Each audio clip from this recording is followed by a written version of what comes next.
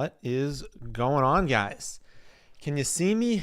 Can you hear me? We'll join the draft in a few minutes. Let people kind of roll in here. I think we're going to do another Best Ball Mania one, and then maybe the next week we'll do one with people in the chat, but 10-second delay. So if you see me going into the Best Ball Mania and you want to join into that one, you know I'm 10 seconds ahead of you, so try and join it quickly if you can. But if not, they don't have, unfortunately, any of like the puppies, Pomeranians, any of that up right now. So your only other option would be a big dog. But hey, you can join a different Best Ball Mania at the same time. Join one of the $3 down here. Although personally, I prefer the tournament style ones unless I'm doing it with you guys. So let's join in. So now fire away, go into them if you guys can. See how many people are in this one when we join. Only one. So you guys definitely have an opportunity to get into this this same draft here. Again, $25 buy-in. I will say one thing they did with Best Ball Mania this year is it made the payouts way better. So in previous years and in many other like contests, you know, on like DraftKings, old like, you know, draft apps, stuff like that. The payout structure has been terrible on like the big ones. And so if you wanted to do it from like an ROI standpoint, you would definitely want to do, you know, the puppies, Pomeranians, especially the Pomeranians are typically the rake-free ones. You want to do smaller ones because for Best Ball Mania, they were always trying to pull in the crowd being like, oh, you know, there's $2 million to first place, which meant that a ton of money went to first place. And if you didn't win first place, like you'd still, you know, if you made the top like 100, you'd still like obviously make a lot of money. But the point is, it was very top heavy. This year, they've done a really good job of flattening out the payout structure. And so it's actually a structure that is like, I mean, it's not plus EV if you are like not good. Like you still like not everyone is going to have plus EV. That's impossible.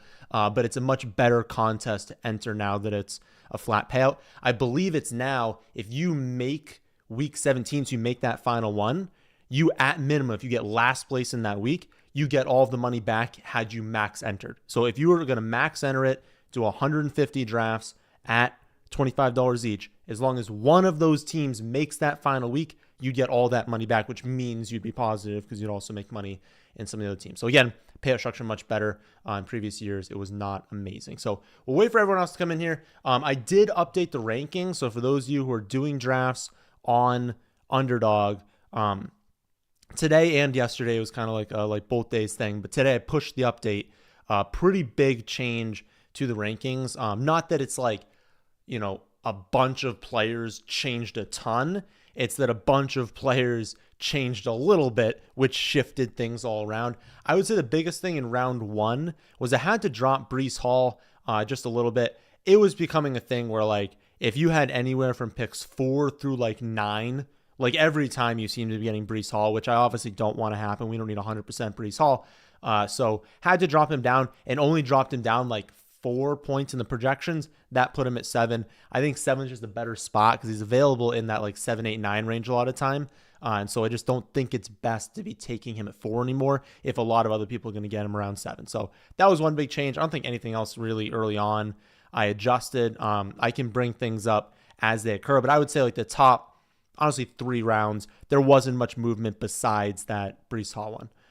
But middle and late, I kind of tried to play around with that a little. Oh, I have the 1 pick. Nice. Haven't had that yet I don't think I've had the 1 pick yet in a Best Ball Mania or in any of the Mock Draft Mondays. So first time you guys are going to see me from the 1 pick, which means we're likely going to be leaning towards a Hero RB build, but we will still take value. If there's awesome value, I would say unlikely. Well, the one value that could be there, and it wouldn't be a huge value, would be Derrick Henry at that like 2-3 term, but he kind of goes later, so it's probably not the best value. But we'll probably go Hero, and we'll just take McCaffrey. We won't make everyone wait for us. All right, let's see if there's any questions at the moment. How does Boyd's ADP change now? Well, I don't know if the ADP is going to happen. I guess where is he at? Tyler Boyd, ADP 205. Well, he'll be higher than that, and they still have him on Cincy. So I don't know if it's official yet. So he's on the Titans now. I'm pretty sure it's official. I don't know if they were just announcing it was going to happen. And the word out of there, at least the rumors are that Burks is probably being traded. I mean, they came out and were like, oh, it's like now he can operate as the 4 and be more comfortable in that role. It's like, no, there's a team out there that's willing to give you something for Treylon Burks. So it's now going to be, Hopkins, Calvin Ridley, and then Boyd in the slot. They'll trade Burks for something. I don't really know what. Probably not a lot, to be honest. It's looking like a very bad trade AJ Brown for a first and then use it on Treylon Burks. Just pay AJ Brown, when you hit on that. But what will his ADP do? I mean, it's the Titans, so we don't have that much volume there. I have not added that into the latest run of projections. He'll probably end up going around 170. I mean, if you pull up draft board and we think round 15, 14, that sort of range, I would imagine people start going after him. But not a super high upside pick. Maybe even, not even probably 14. I would say 170 to 180 would be a guess. And that's just a guess of where he'll end up. Again, I haven't run through the projections yet, so I don't totally know. Also, let me know how you guys want the board to show up here. Do you want me to have this open? What does this look like for you guys? If I did this right here, and then when it's my turn, just kind of go down. Do we like this setup? I don't know. I don't really know. You guys let me know what setup you want there.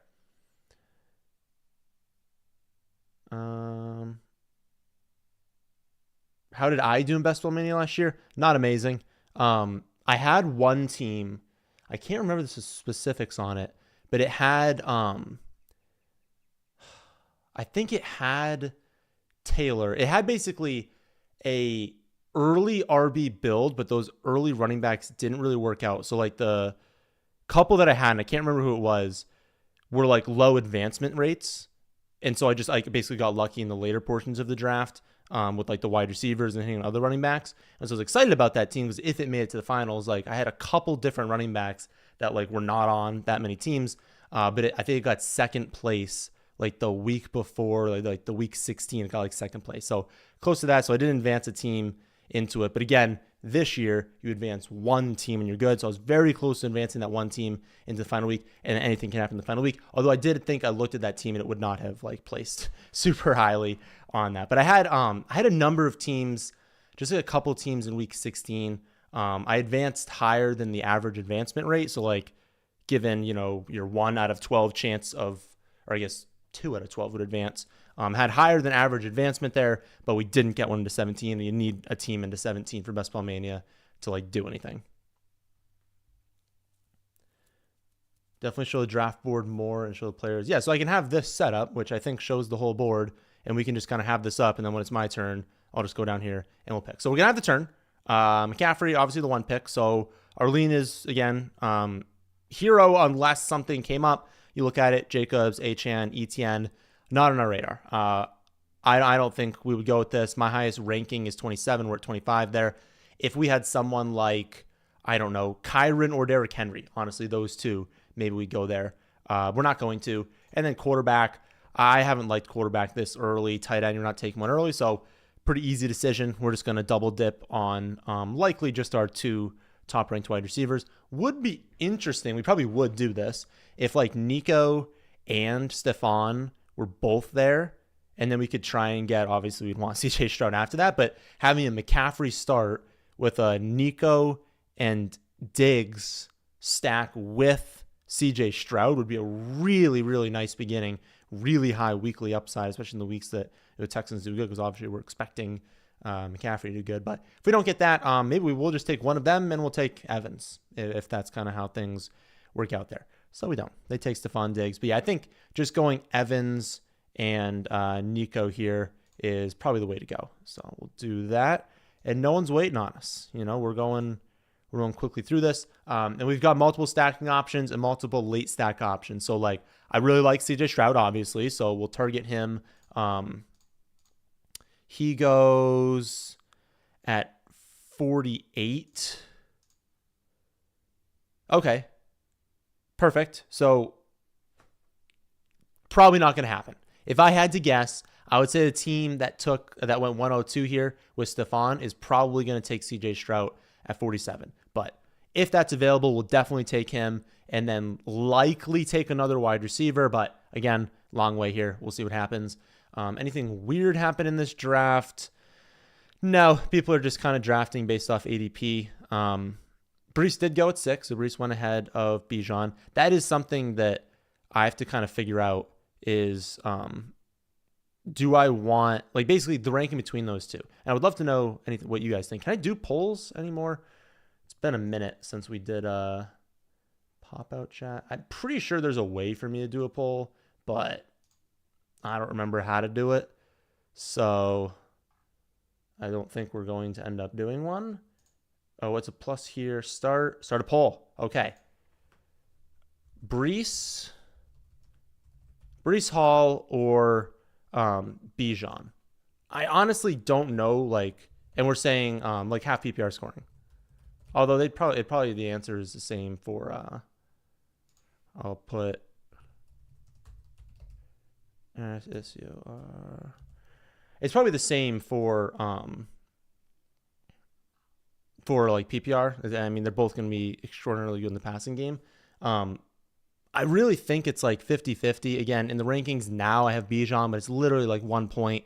I would just go with like who you guys like more. But yeah, I'm curious to know what your guys' thought is there. Stacking wise, like theoretically, it would be easier to stack Atlanta because you do have a number of different options there. Like you go Bijan, you can grab London, you can grab Pitts, you can grab Kirk Cousins, all in like distinct areas of the draft. If you take Brees, I don't really know how often Garrett Wilson's falling to you, so you can't stack that part. And at that point, it's like, okay, now I can only get Aaron. So there's no real stack, which is fine. It can just be a one-off. You don't need the stack. But I guess if you like Atlanta and you wanted to do like Bijan, London, Pitts, Cousins, or you wanted to do just, Bijan, Pitts, and Cousins, or you wanted to take Penix in the final round to kind of add in there, it's just easier to kind of do. But you guys are saying Brees Hall right now.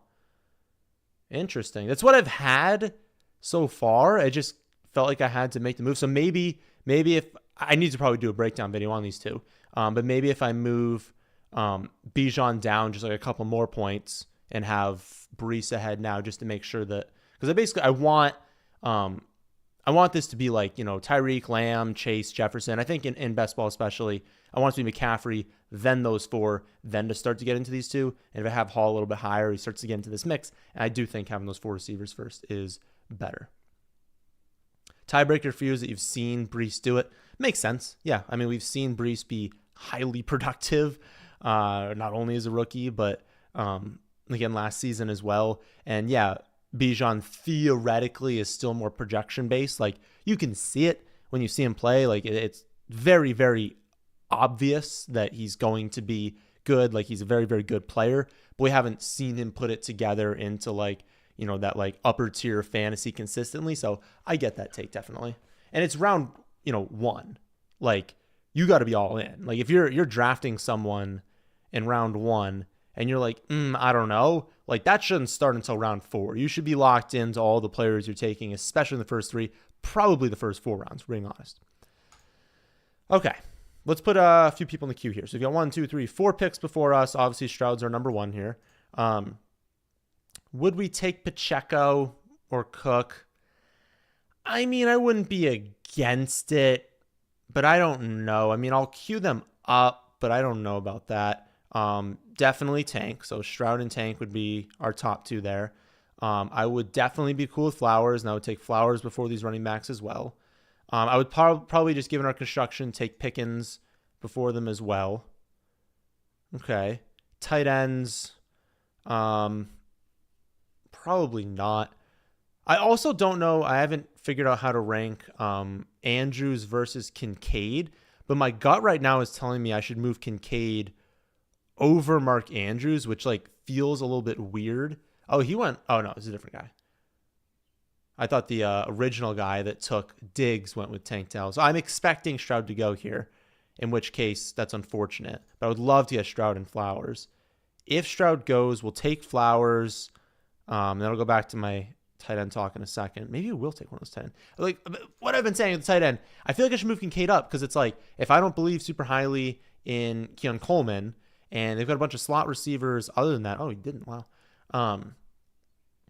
I don't know. Like I feel like Kincaid's just gonna be peppered with targets, and you can have some games where he's got 8-9 receptions, which is gonna be obviously like opening up like an 8 for 102 ceiling, which especially in best ball that could outscore in a playoff week the next best tight end by 10. That edge is really significant. Mark Andrews.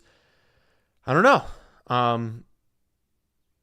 Like, we know the ceiling is there, and we know they don't really have other weapons, but part of me just thinks Kincaid probably has a higher ceiling, just given what we've seen. But curious on that one. So you guys are you're ending the poll. Yeah, Brees over Bijan. Interesting. All right. But I feel like those two are ones I've been getting to these spots, and I just have not been able to figure out exactly how to rank them. All right, we'll pull this back up. There, so again, the team, we've got a stack already. We've got our CJ Stroud and Nico stack. We can add to it with, blanking on the name, Schultz. We can add to it with Schultz. Mixon's probably gone at this point, I would imagine. He's not? Just look at the screen right now, I don't think he is. But we could go with a later one, but I feel like, honestly, just Stroud and Nico is probably good enough for us. We can't stack with Flowers quarterback-wise. We could still go with Purdy. We can still go with Baker. We can do a Baker and McMillan add on him as well. I mean, Godwin is still available as well. But we got options. But again, I like this hero start. Grab McCaffrey. Got some high upside wide receivers. Got the good quarterback. Definitely tight end will be on our radar over the next few rounds. But I think the Flowers pick made sense over Kincaid. Rashee Rice officially undraftable.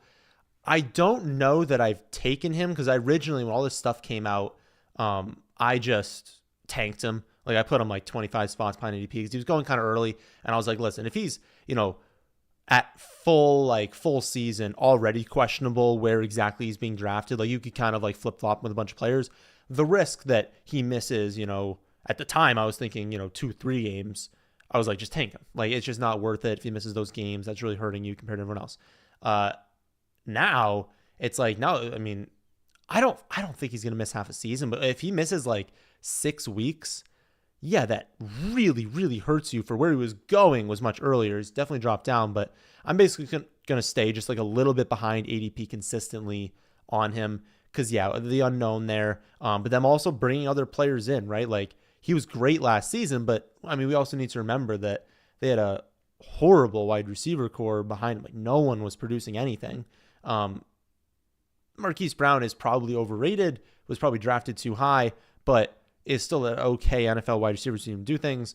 Obviously, Worthy, probably not commanding, 150 targets or anything, but is going to be a player that probably produces more than Sky Moore or Marquez Valdes-Scantling or when they had Mecole Hardman. So there's a little bit more competition this season mixed with the suspension. Yeah, I can see. I don't think he's undraftable, but I can see not taking him where he's currently going. How do I feel about Brooks? Pull up my thing here. Good. I think he's going to pretty clearly win the one job. I think Miles Sanders could definitely get traded. It doesn't make sense for them to have Brooks, Sanders, Chuba, like one of them, and obviously Brooks is going to stay. Someone's going to want Sanders or Chuba. One of these teams that doesn't have great running backs. I mean, Dallas. What if Dallas wants that? What if the Raiders want to get Miles Sanders? Like, there are teams out there that would definitely be interested, and Sanders doesn't get any touches. So, yeah, I like Brooks. I think he's going to get a lot of volume this season. Okay. I don't want these tight ends. Kittle theoretically is part of the San Fran stack. I just really don't love Kittle. Although I have him tanked at 78. Like 78 if he makes it that far, I should be willing to take him because I do have him ranked well below. We'd be at 73, so it's 5 spots ahead of where I have him. Adunze, I would definitely take here. I would definitely take Adunze. I would definitely be good with Madison or Addison. Definitely not Madison at this point. I'd be fine with any of Montgomery or Aaron Jones. I'd be fine, definitely, with any of them. I don't think we need to go with quarterback at this spot. So among these 4, Adunze to me is the pick. I think definitely one there. And I'll talk about that in a second. Between these, given our roster, we're now good going back to running back. But does the team benefit a little bit more? The upcoming running backs obviously aren't amazing.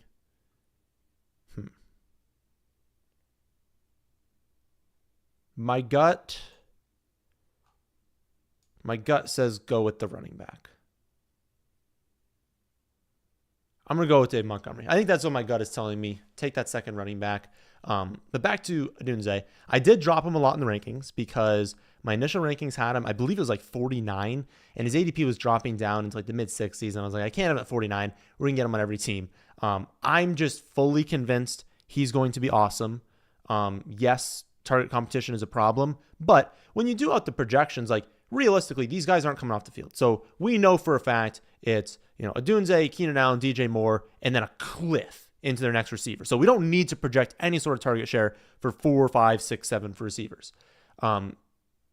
We know obviously that, I guess we don't know obviously, but we're very confident that Caleb Williams is an upgrade over Fields. This offense should be very good. And again, I'm convinced on the talent for Adunze. I think he's a really, really, really good prospect, going to be great in year 1. And for me, I pick 72, like in the 70s here, early 7th round, late 6th round. That's a really, really, really good spot for an extraordinarily high-end prospect on a really good team, has big play upside, has touchdown upside. Like, I wouldn't be shocked if he was their number 1 wide receiver this season. Do I think it'll be DJ Moore? Yes. I would still put money on it being DJ Moore. But DJ Moore obviously goes much earlier in drafts. I just think for where he's going, every time we get into this range, I just keep looking at Adunze. The ADP is dropping because we didn't know where he was going. Then he lands on Chicago, which, again, target share-wise, was not a great landing spot. You were hoping that a team like you were hoping maybe like the Chargers would go after him, and obviously that would be great. That doesn't end up happening, but I still think the upside is just too much to pass on it at 72. Like when we hit the 70s, I just have to go after that.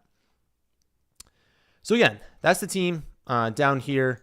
I like the build so far. We went back to running back again. When you take McCaffrey first overall, you're assuming he has an amazing season. So we're assuming pretty much every week we're getting one running back spot there. So we don't need to invest heavily at running back. We can utilize that and try to load up other positions. We've done a good job at wide receiver. We want to still keep hammering that. So I would imagine among our next picks here, we're probably going to be looking at least 1 wide receiver, potentially 2. We're going to keep looking for quarterback. Tight end is definitely going to become an option for us. So we might push off running back for a little bit longer there. So I'm going to hide a little bit here, and we'll show you that. I can scroll up to it in a bit if you guys need to see the beginning part again. Should you keep Sam Laporta in the 10th round or Olave in the 8th round? So many tight ends to choose from that seem viable. So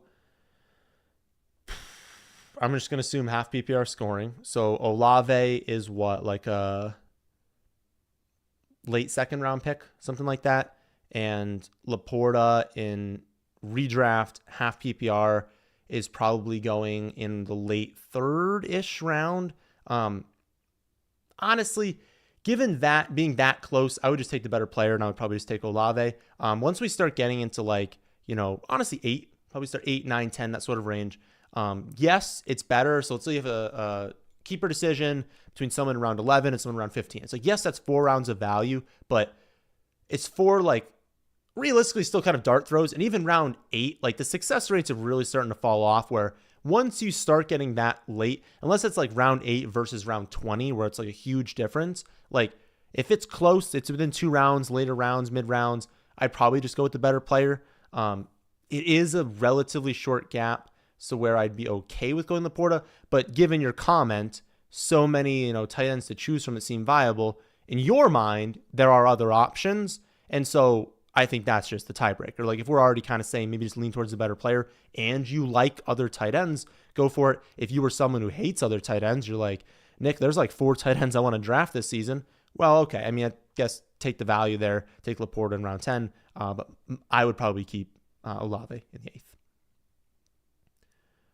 Full PPR, Superflex, startup, pick 9-10 with third round reversal. Should I start 2 quarterback and wide receiver, or quarterback and running back? What a question. Okay, so you're 9-10, so you're late first round, third round reversal, meaning you have an early third round pick. Okay, pretty sure I'm doing that in my head, right?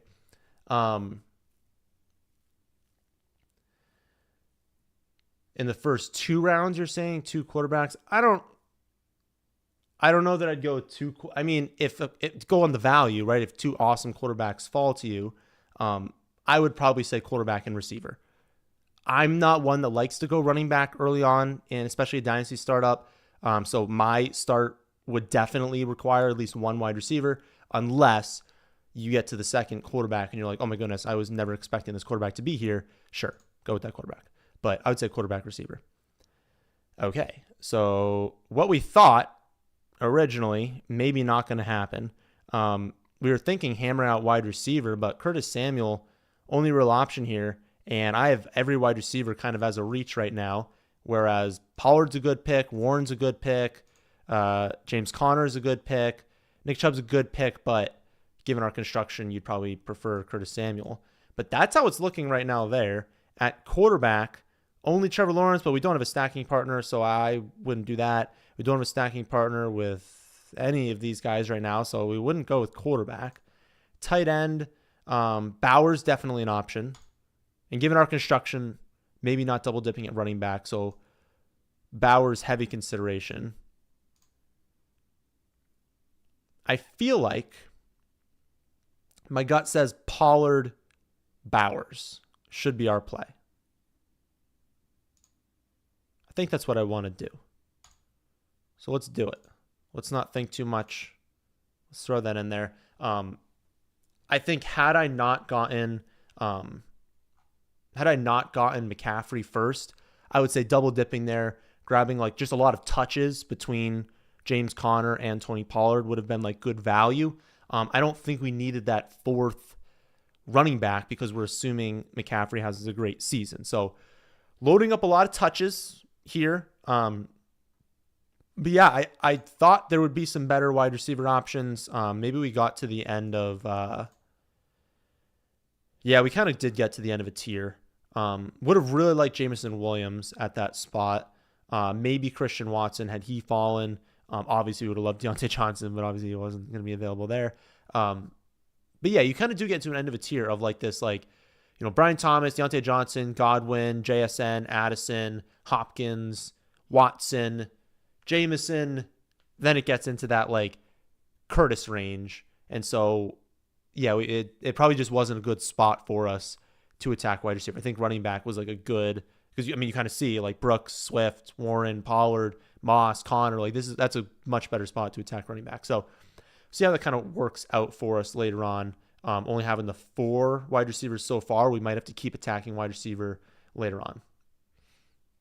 Yeah, I think Bowers was definitely the play there. I mean, he has so much upside. Like he could definitely have like a Sam Laporta like season in terms of like Laporta was drafted obviously later. I think Laporta was going closer to like round 11, 12 last season, but broke out and it was instantly just like, this kid's highly involved in this offense. They want to give him the football. Bowers, you think rookie tight end and it's always like a worry because it's a very difficult position to learn. And so it just takes guys like years to break out. I mean, how long did it take, David Njoku? You think about David Njoku in your mind and you're like, okay, I mean, I remember doing videos in his rookie season where we were so excited about the talent. it just took him forever to like actually break out. And some of that was, coaching and scheming and stuff like that. But sometimes it just takes guys, and you think about it now, and you're like, how could Njoku not have broken out early on? But it's like, yeah, it just takes guys a while. Bowers that's not a problem I foresee happening. Bowers, you could put him in the slot. He does not need to play like tight end. He can just play big receiver, get him the ball, throw him a screen pass, get him design plays, get him in the middle of the field, like just get him the football. He's going to be a featured weapon on your team. Obviously, they have Adams. They're obviously going to run a lot with Zamir White, but he's a weapon, and I think they're going to use him that way. I'm not concerned about him only playing 40% of the snaps as a rookie. Like, he's going to play a ton of snaps. I'm not worried. Puka will go through the terrible twos this year. I think second or third round is a good place. Maybe Kupp comes back. So, lots to unpack there. I think if it was a different team, maybe, and maybe we see an injury to like Stafford that kind of like makes that happen. If it was a different team that had worse coaching, worse scheming, I could maybe get on board. But Puka's obviously good. Like, no one's going to argue Puka's bad. Like, Puka just had like the best rookie season ever for a wide receiver. Like, he's clearly good. But also he's got great coaching where the coaching will scheme their best players' targets. So even if Puka has, like a regression in year 2, like, he's still getting schemed targets. There's a baseline level of success that he's just going to have this season. So no, like if Puka was going in round 3, that would be kind of egregious, especially best ball in a format where it's so wide receiver heavy. No way he should go in round 3. If you want to argue he should be more of like a mid second round pick, early second round pick, I can 100% agree with that. I mean, if we look at the players, like Puka's always going in this like 8, 9, 10, 11 range. If you wanted to argue that Garrett Wilson and A.J. Brown should definitely be ahead, and that Gibson, Saquon, and Taylor should go there, and that, Puka should be in this like 14 through 17 range, maybe a little bit before Ayuk, like maybe you want Harrison there as well, and you want to put him down here, I think that's fine, but not round 3. Okay. Wow.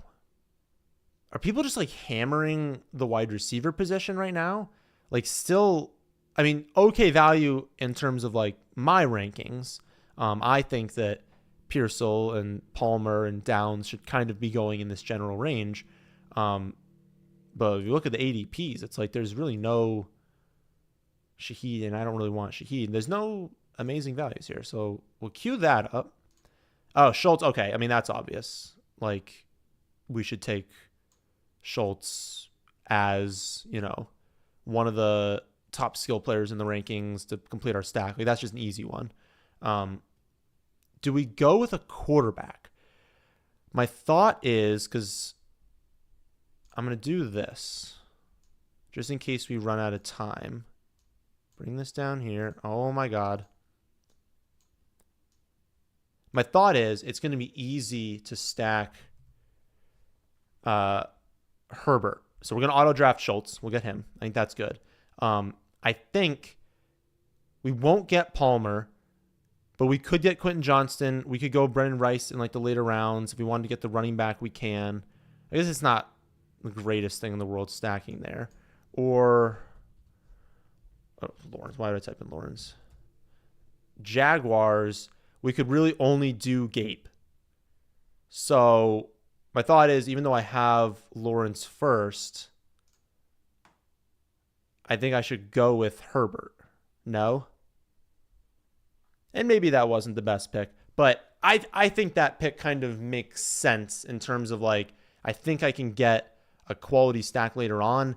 And I don't know, something about taking Pearsall 21 picks before his ADP. Like, maybe we can get him in the next round if he falls even a few picks.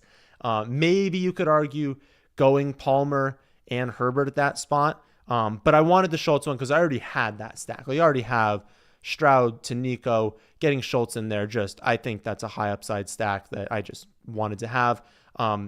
Could finish with just the 2 tight ends, Bowers and Schultz, but I could also do to complete this Herbert stack, because we know that late round tight ends hit with touchdowns, and that's obviously correlated with the quarterback. And so if we have a day where you have Donald Parham or Will Dissly catch 2 touchdowns, that's going to have really, really nice correlation. And we can do that in the final round. So maybe that's something we keep in the back of our mind is do the third tight end, because 3 tight ends is typically a general optimal build. But do it in like round 18, not 20 anymore. It's 18 rounds now that the draft has happened. I think that's the move. Because I don't think Palmer's going to be there. And I'm not a big Quentin Johnston truther. I feel like I've answered all the questions. So go throw some more questions out there if you guys have any. When is the next ranking/tier list coming out? Does that mean video? I can check over here. Let's see. I'll pull up my schedule to the side. I don't think a rankings video is going to come out for a while, though. Let me type in...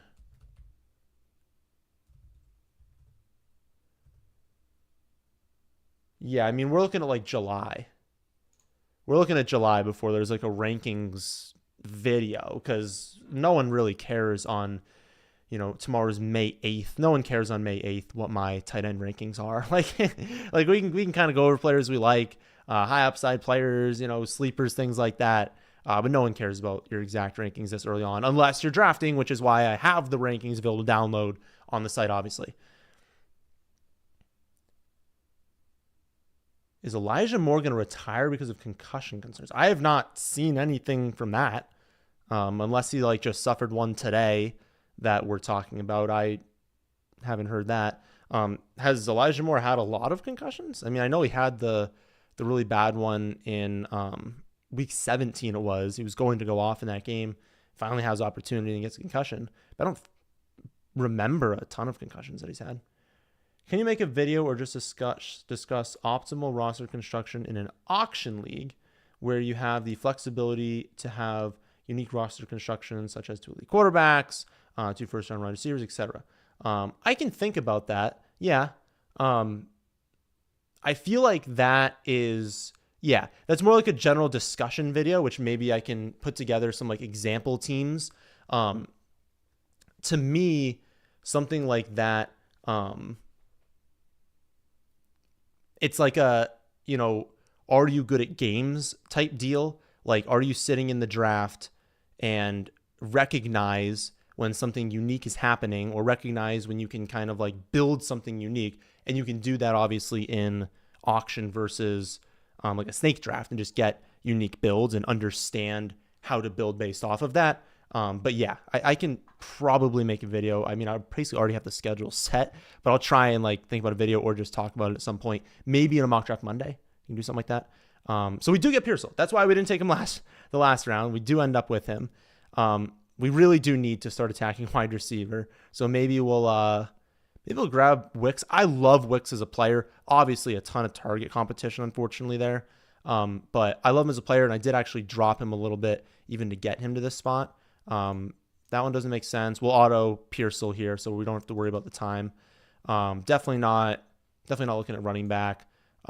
Quarterback, no. I mean, you could argue for Baker, but we already have the 2 quarterbacks. I don't think that makes sense. So I think the 2 wide receivers. Again, I like Wicks a lot. If you were shooting for pure ceiling, Polk probably has a higher ceiling, but I like the talent of Wicks. And who knows, maybe Christian Watson just never figures out this long-term hamstring thing, never kind of puts it all together, and Wicks just plays himself onto the field. Maybe he outplays Dobbs at some point, because I feel like Reed is locked in. Reed's out there. Reed's awesome. We know he's a good player.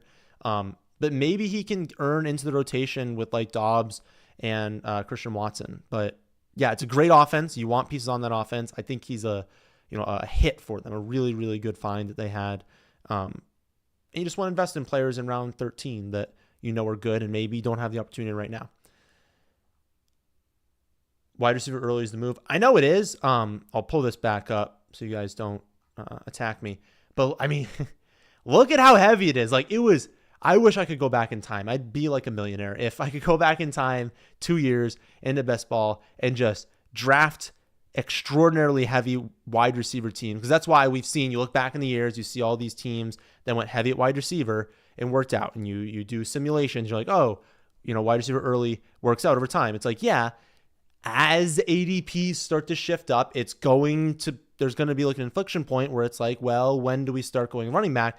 Because look at how many wide receivers. Like, if we were drafting this 2 years ago, like Malik Neighbors would be like a 6th or 7th round pick in best ball. Like, it is so wide receiver heavy because people recognize, yeah, you got to load up on wide receivers. It's just kind of how things work out. Because, like, let's just take a random team. Okay, this Dakota team here.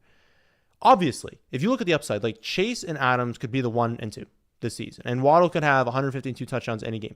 So you have so much upside in these first 4. What if James Cook and DeAndre Swift just have running back 1 seasons? Like, the upside you create having a build like that is incredible. I'm trying to flip it around in this build and say, well, if McCaffrey averages 30 points a game, I don't need, or I have this like huge edge over, like, if James Cook hits, he hits like, 17 points per game. So have that sort of edge, and I can still get there with Evans and Nico and Flowers and Adunze. But like, you got to recognize, yeah, when people build these like early wide receiver teams, there's a huge edge in some of these builds. So you have to make up for it by drafting a ton of wide receivers late if you choose to not go that easy or go that early. Elijah Moore seems to be ranked low. Oh, is that why you're saying? Maybe Citizen Judy? Yeah, so I mean, it's a number of things of why Moore is ranked low. Moore had good games when Amari Cooper was out.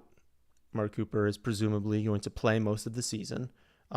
Judy joins the team, and the contract isn't as big as they initially thought when they reported it, but it's still a relatively decent contract.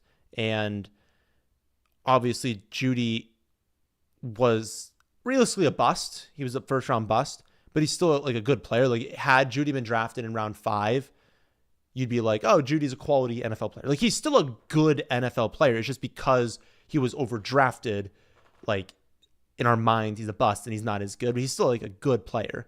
Kind of having that there, having the concerns, honestly, about Deshaun Watson. Like, how good is Deshaun Watson at this point? Like, is he just bad now? I don't know. I mean, was it mostly the injury last season, or is he just not good anymore? Because it's been a very long time since he's been good, like a very long time. So I think it's more those concerns. You kind of go through the projections, and yeah, I mean, Elijah Moore doesn't grade out that well because he doesn't have a long history of commanding targets ahead of other people who are good. He has a history of commanding targets when he's the only guy. And again, I like him. I like the talent on Elijah Moore, but we have to recognize that it's not a situation we should have a ton of confidence in, and Amari Cooper's obviously better than Elijah Moore. When you draft your team, what are you looking for to make sure it has a high weekly ceiling? The construction, let's do my pick first, and then I'll get into that question. That's a good question. So we still, again, want to figure out this Charger stack because we don't have it yet. Again, round 18 is where we can add on that tight end, but it would be nice if we had someone else. Problem is, look at the ADPs. It's Brendan Rice, and that would be probably that's 17, 18. So maybe we go Brendan Rice, we go tight end 17, 18, which means we have 3 picks leading up to that. We are going to have to take another running back. But I think we take a shot. Maybe we take that shot in 16. So I think 14, 15 here, we just double dip on receiver. Burton has upside, especially if T. Higgins gets traded. So that's one pick we should probably make. I don't think ADP matters too much here if we're basically assuming these are our last 2 receivers. 1, 2, 3, 4, 5, 6. Wait, 1, 2, 6. So this will be 7, be our 8th. We're probably taking 8 receivers. Oh, no, we have the receiver in the round before. Okay. So we'll take Burton. Maybe we go with a running back with the other one.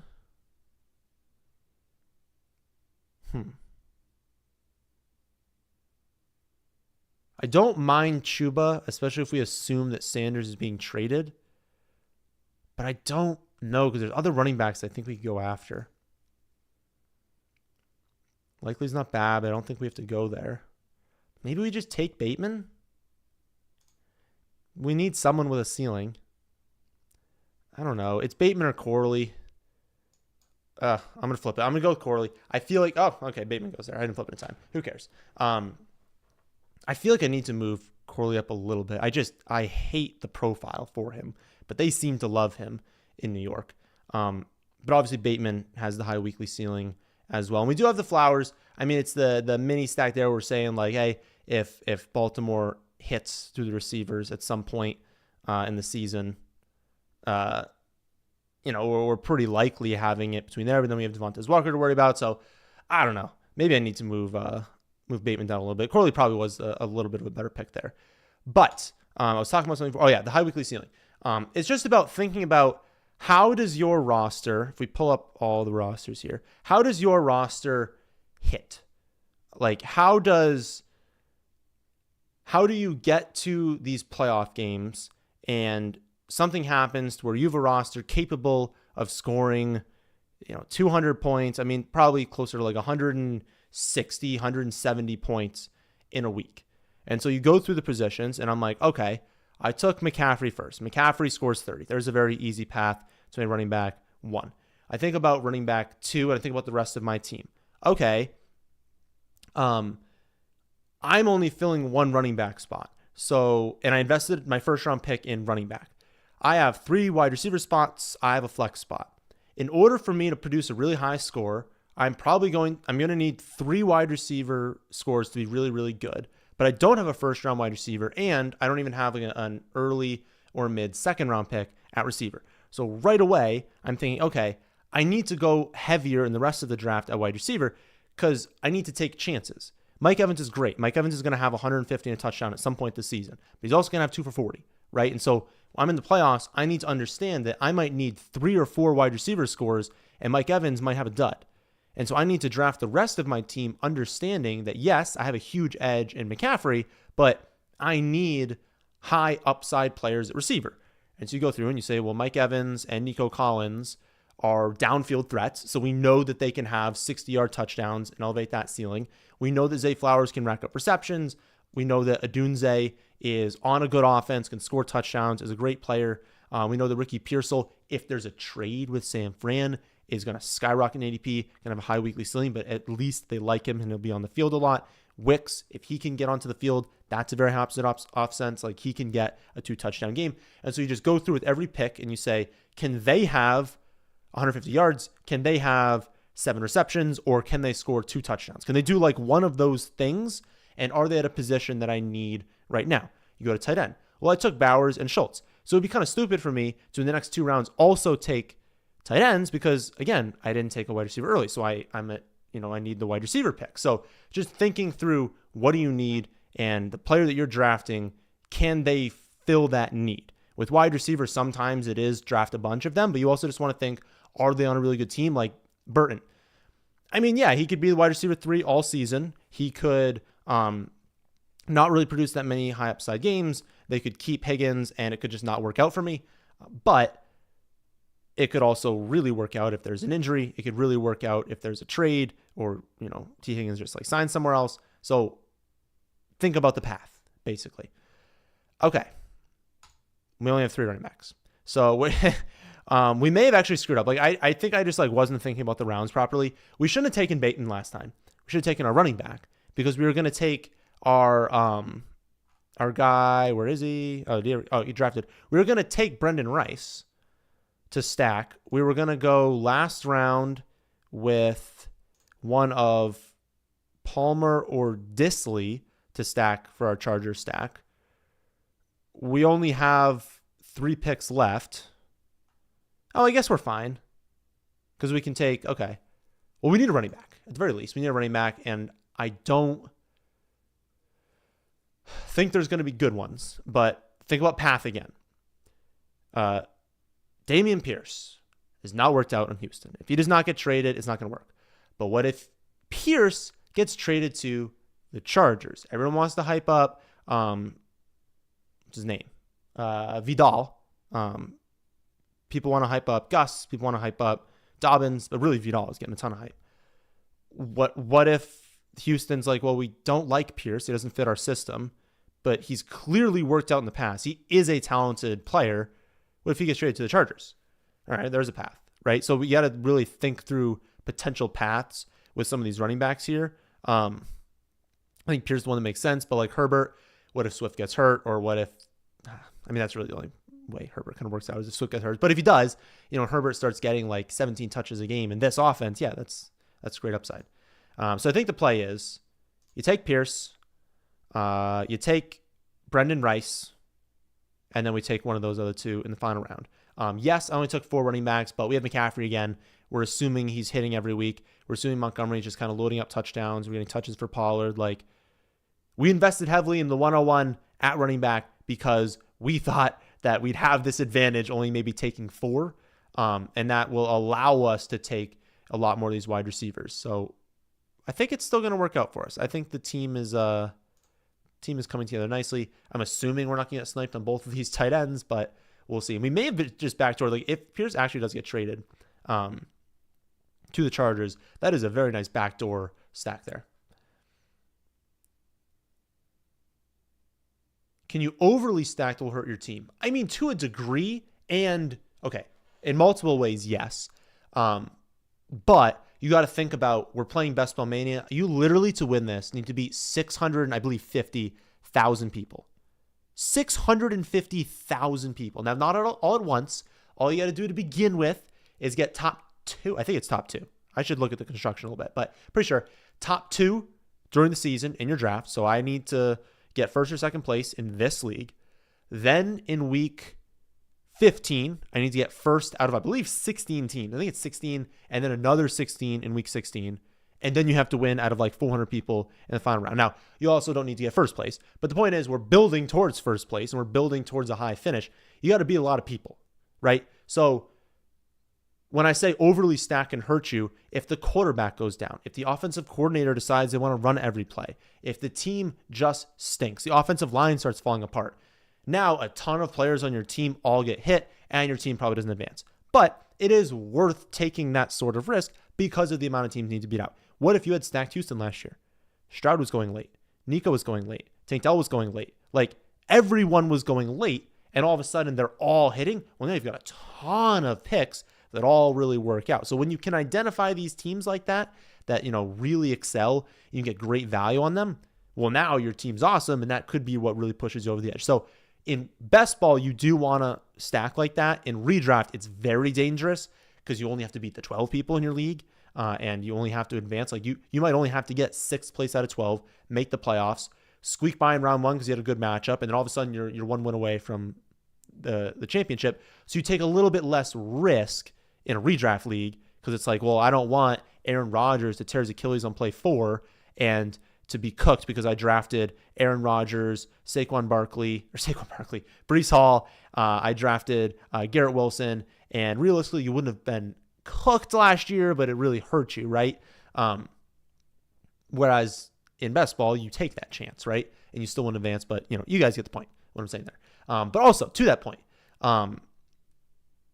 you can overstack in the sense of, like, if I draft 6 people on the Packers, right? I draft all their running backs, their quarterback, their wide receivers. It's like, okay, yeah, you're definitely capitalizing when they score 34 points, but there are going to be weeks where the Packers don't have that great of a game.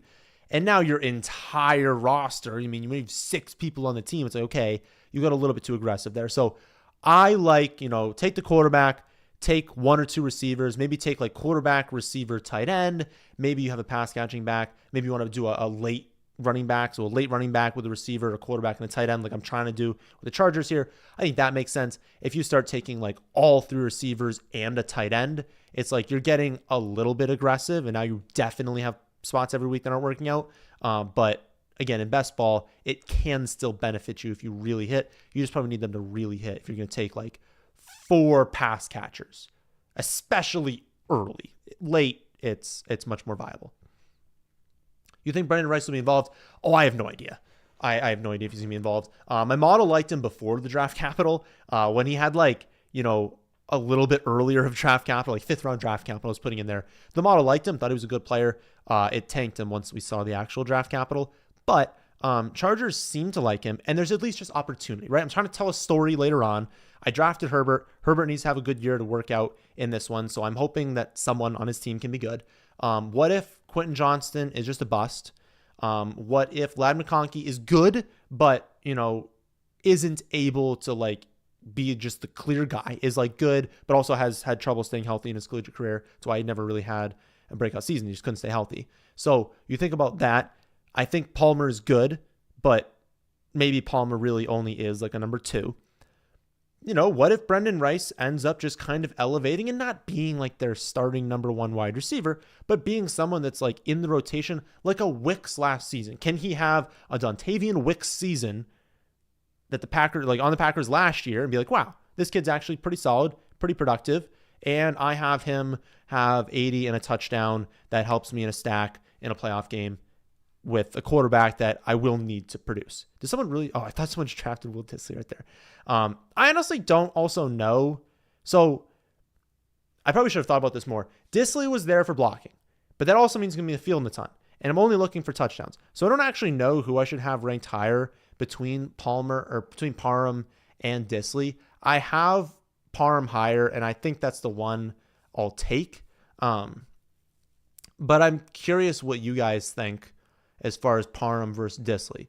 But he goes there, and then I'll pull. I have more than 2. Oh, I'm in a bunch of slow drafts for best of me. I was like, I've done more than 2 of these drafts here. Let's pull this. Oh, I already have it here. And let's do. Will you guys even see the whole board if I do that? You'll see most of it. I'll pull myself. Whatever. You guys get the picture. I took McCaffrey in the first round. I don't know who to take first between Dissly and Parham, because Dissly, they want to run a ton. So Dissly is there for running, which, when they get in the goal line, for touchdowns, Dissly will be on the field for those play actions, right? My thought, though, is Parham probably also will be, and Parham's the better receiver, but it's an interesting debate. I really don't know who I'd go with there. Can't believe Chua fell that far with me. How likely do you think his Miles gets moved? I think it's relatively likely. Why would they keep Miles Sanders? Someone who has, just a shaky running back room will want Miles Sanders. He's still a quality running back. He's maybe not as good as we thought he was, but he's a quality running back. They drafted Brooks. They were using Chuba over Sanders last year. Like, there's no role for Miles Sanders on the team. Get something for him, even if it's like a 5th or a 6th round pick, a pick swap in like the middle round, like something. You can get something for him, and I think that they're going to. So yeah, I do think Chuba is a good pick. Maybe I should have gone there. I mean, he was the highest ranked player on the board for me. But yeah, I think he's there. Parham scores touchdowns. Well, that's the thing. That's why I think I went that direction. But yeah, I'm just trying to figure out who's a little bit more likely to have that like 2 touchdown game. Yeah, I think Parham probably was the answer there. Okay, that'll do it for this one, guys. Tomorrow is going to be wide receiver, running backs. It's tomorrow's running backs. Running backs who've seen their value go way up post-draft, like free agency or like during free agency so far. Then no Thursday video. Friday is going to be wide receiver, same thing. And then Saturday that I've not made yet is going to be busts. 7 players you're going to regret drafting. So hit the like button if you watch this far. If you guys want to do the drafts in the future, I think next week we're going to do a draft with you guys. So like you guys will be able to join into like a $3 draft or something like that. So sign up for Underdog. Make sure you're all signed up. Promo code FFA. You get a bunch of stuff. I probably need to update the graphic because you get more than the graphic is saying. You're going to get a free Pick'em special, which you can use for like the NBA playoffs, which we should all be watching the games that are happening or going to happen right now. You need a Pick'em special for that. You're going to get a big deposit bonus. You're going to get my rankings, my Underdog rankings. You can upload right to the site for free. You get a ton of stuff. So promo code FFA if you've not signed up already. So see you guys.